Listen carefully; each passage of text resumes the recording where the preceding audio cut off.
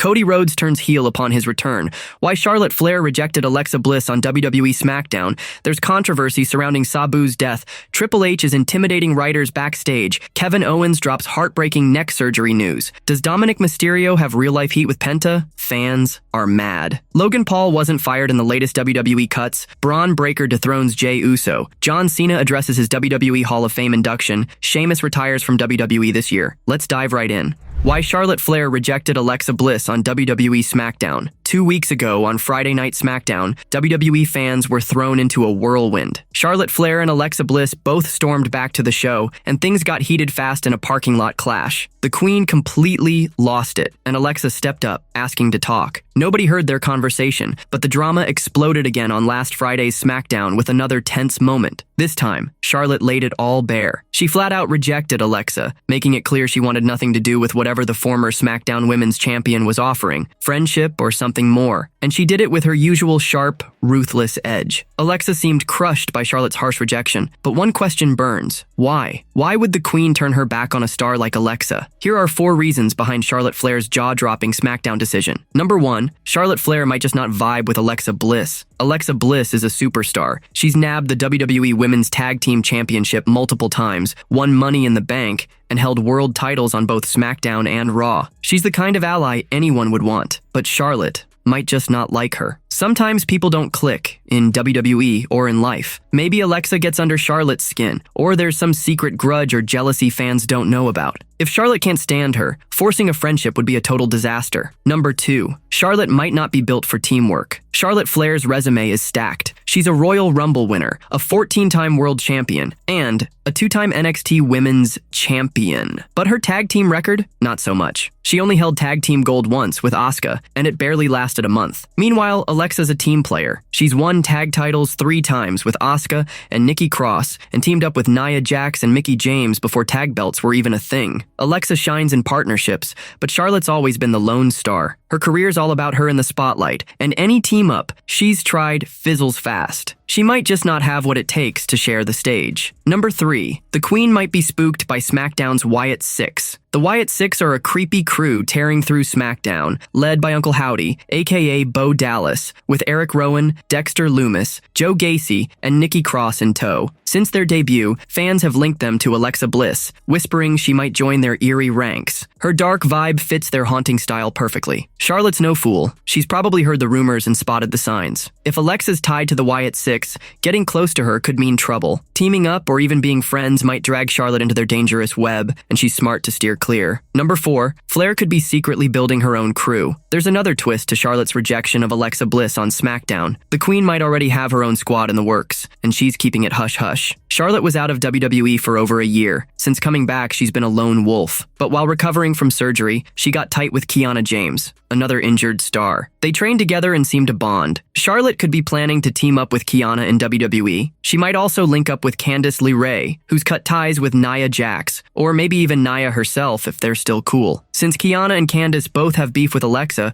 this could explain everything. A Charlotte, Kiana, Candice, and maybe Nia Jax alliance would be a powerhouse, and it'd make sense why Charlotte's got no time for Alexa. There's controversy surrounding Sabu's death. The wrestling world is reeling after the sudden passing of hardcore legend Sabu on May 11th at age 60. Controversy has erupted over his final match at GCW against Joey Janela, with many pointing fingers at GCW and Janela for how they handled the veteran star. The firestorm grew when Janela revealed Sabu used kratom before the match, leading some to speculate it contributed to his death 3 weeks later. On a recent episode of The Wrestling Outlaws, former WWE head writer Vince Russo tackled the issue head-on. He dug into kratom, a substance not approved by the FDA, and found it can have serious side effects, including the risk of death. Russo questioned why those around Sabu allowed him to take it, suggesting they should have known better. I looked into that a little today. First of all, bro, that is not approved by the FDA. There are so many side effects to that thing. It basically says you can die from this. I'm not saying he died from that, I'm not saying that. What I'm saying is,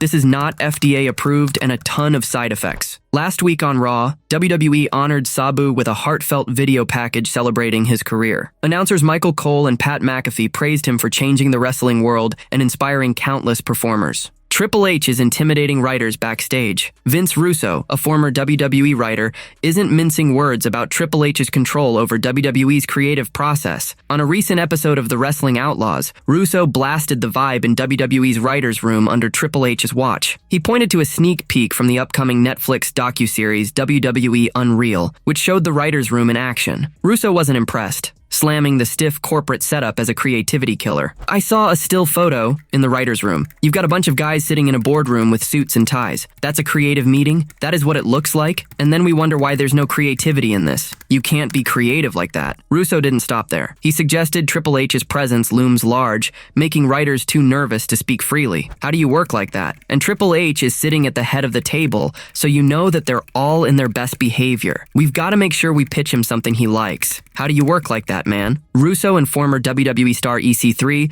also threw their support behind Scarlett, Karrion Kross's manager, saying she deserves a bigger role in the women's division. What's your take on Russo's view of WWE's creative scene under Triple H? Is the buttoned-up boardroom vibe crushing bold ideas, or is it just how a big company rolls? Is WWE's creative process choking its own spark? Kevin Owens drops heartbreaking neck surgery news. Kevin Owens has finally spoken out about his neck surgery, and it's a tough pill for fans to swallow. In a video shared on Twitter on May 18th, the former Universal Champion cleared up rumors and delivered a somber update from his car. So, first, we don't have a surgery date yet. I have not had surgery yet, despite reports that are contrary, Owens said. We're still going to try and figure out what the best way to go about it all is, exactly what needs to be done. So we're kind of figuring that out still. Owens, absent from WWE since before WrestleMania 41, admitted the road ahead is murky. There's a lot of uncertainty, but hopefully in the next few weeks, we get clarity and we do the surgery and then we go from there, he added. He ended with a raw confession. I don't know what's happening with my neck, so we'll figure it out. With no surgery date and his condition unclear, Owens's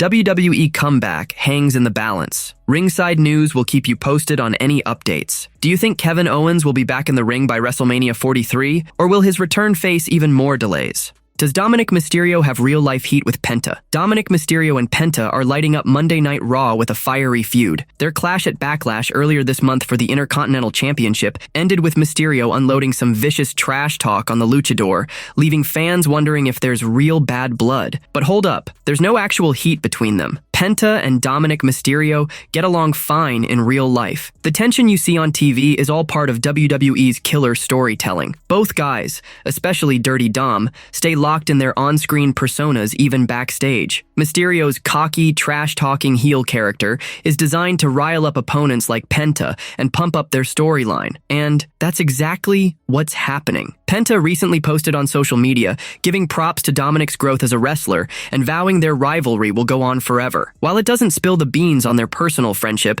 it shows Penta respects Mysterio's game. Dominik plays the ruthless heel, while Penta's the heroic babyface, and their back-and-forth banter makes their characters pop on Raw, hooking fans in the process. Both are proud Latino stars, with deep roots in Mexican lucha libre, but they're not related. Dominik, son of WWE Hall of Famer Rey Mysterio, comes from a legendary wrestling family, including his uncle. Rey Mysterio Sr. Penta's only known wrestling kin is his brother, Rey Fenix, who's tearing it up on SmackDown. Their connection stays strictly in the WWE ring. Family details for Penta and Fenix are private, but there's no link to the Mysterios. That said, Rey Mysterio has shouted out Penta and Fenix in past interviews, praising their skills and impact in the ring. It's clear there's mutual respect among these lucha libre icons, even if their characters are at war on TV. Fans are mad Logan Paul wasn't fired in the latest WWE Cuts. WWE just dropped a bombshell, releasing a slew of superstars from NXT and the main roster, leaving fans stunned by the sheer number of departures. Amid the chaos, Logan Paul spilled some tea on his Impulsive podcast,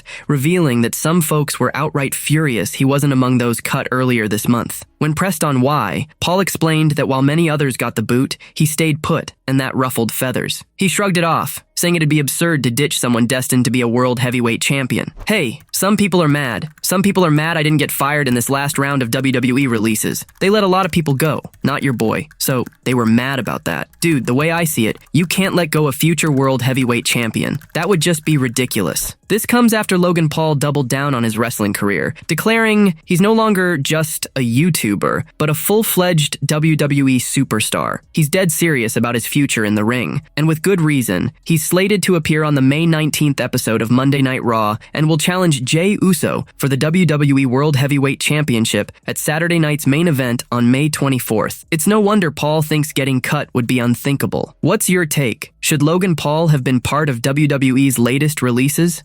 Bron Breakker dethrones Jey Uso. Tonight, Monday Night Raw rolls into Greenville, South Carolina with a huge showdown on tap. World Heavyweight Champion Jey Uso faces Bron Breakker in a non-title match, fresh off a chaotic title defense against Seth Rollins a few weeks back, where Uso kept the belt despite a DQ loss. Jey's gearing up to battle Logan Paul at Saturday night's main event. Meanwhile, Breakker's got his own plans, teaming with Rollins to face CM Punk and Sami Zayn at the same event. But what if Breakker pulls off a shocker tonight? Pinning the champ could flip the script. In wrestling, beating a champion in a non-title match often earns you a shot at the gold, and a win, clean or dirty, could see Breakker, backed by Paul Heyman's scheming, demanding a crack at Uso's title. With Logan Paul and Gunther already in line for title shots, and Seth Rollins itching for a rematch after technically beating Uso on May 5th, Breakker's chance might be pushed toward SummerSlam. A title shot could stir up trouble in his fresh alliance with Rollins, who first won the belt in 2023. Rollins might try to sweet-talk Breakker into handing over the opportunity, or even sabotage him. Another twist could see Breakker snatch the championship, forcing Rollins to eat his dust as the new top dog. Their partnership's barely a month old, so breaking it up now feels rushed, but a slow burn split, a Triple H specialty,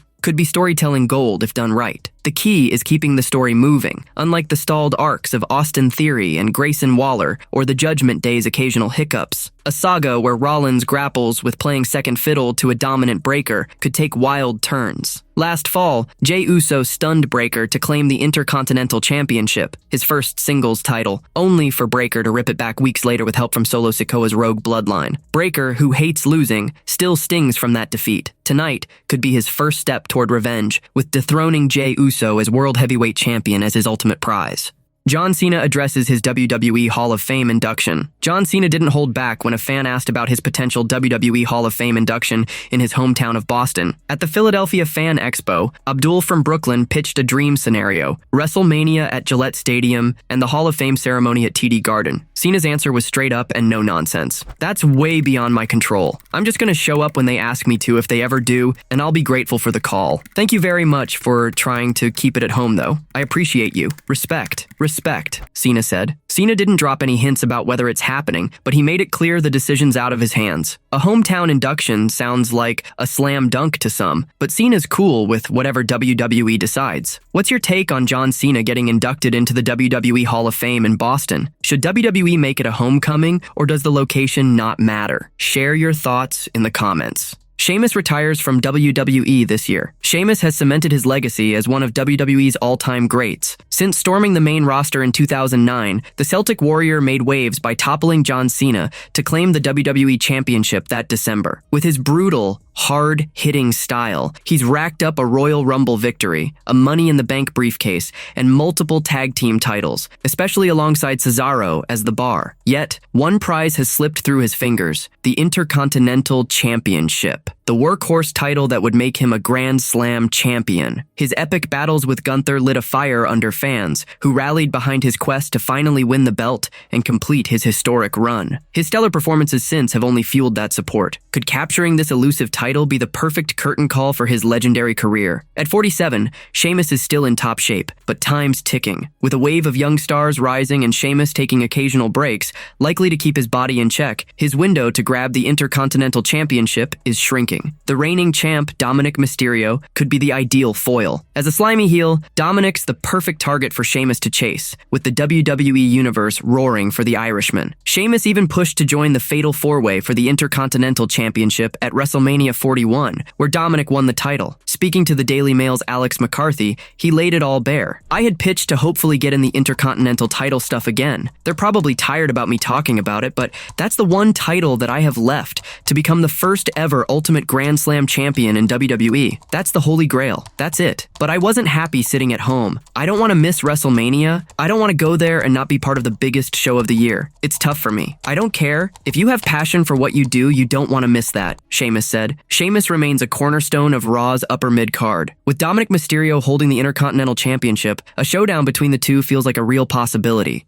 Cody Rhodes turns heel upon his return. Cody Rhodes, the former undisputed WWE champion, hasn't been seen in WWE since losing his title to John Cena at WrestleMania 41 in Las Vegas, ending his 378-day reign. Cena made history with his 17th World Championship, while the American Nightmare stepped away from the spotlight. Though there's no official word on his comeback, buzz suggests Rhodes could resurface at Money in the Bank 2025. But he might not be the hero fans expect. Cody could storm back as a ruthless heel, mowing down opponents with cold brutality to reclaim the WWE title. Picture a Homelander-esque vibe, charming and heroic on the surface, but pure evil behind closed doors. Rhodes recently fueled speculation by dropping quarterback from his ex-bio, hinting at a character shift. A heel turn, especially after reports brushed it off, would stun the WWE universe. Fans and insiders have long noted eerie similarities between Cody's look and persona and the boy's Homelander, and WWE could finally lean into it. This villainous pivot might also set the stage for Cena to shine